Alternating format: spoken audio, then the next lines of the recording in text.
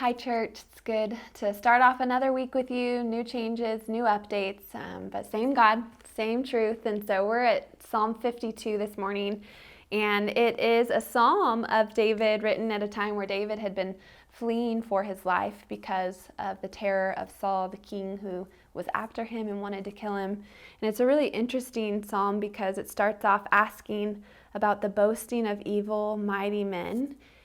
And then David just talking about the steadfast love of God, which is really interesting to me. But I wanted to jump to verse 5, where it talks about God breaking down forever those who do evil. And then in verse 7, it says that, "See the man who would not make God his refuge, but trusted in the abundance of his riches, and sought refuge in his own destruction." And when I read that, I pause, and there's a little bit of fear that comes in because when I look around in our culture, specifically here, even in Southern California, I think a lot of us take great refuge in the abundance of what we have. And according to the scriptures, it seems like that's not going to hold any weight for us before God. And that doesn't gain us any favor with God. And if that's what we're taking hope in and taking heart in all the riches that we have, and we've sought refuge in our own selves, then according to this and according to the whole word of God, that is going to be our destruction. And then David responds in verse 8, "But I am like a green olive tree in the house of God. I trust in the steadfast love of God forever and ever. I will thank you forever because you have done it. I will wait for your name, for it is good in the presence of the godly."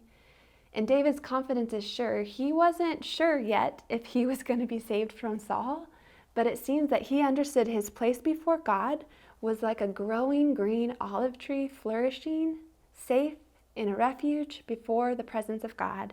And then in that place, his trust was in the steadfast love of God, and his thanks was to God because he believed God had already done what he needed in saving him and being his God. And so this morning, I think that there's just a lot of things that we've got going on in our world, but I hope that we, the people of God, would put our trust in the steadfast love of God, not in anything that we have, not in our jobs, not in our riches. Let those never be our destruction in this world, but let our hope and our faith be put in the one who has already done the work, in Jesus, and let us trust forever in the steadfast love of God.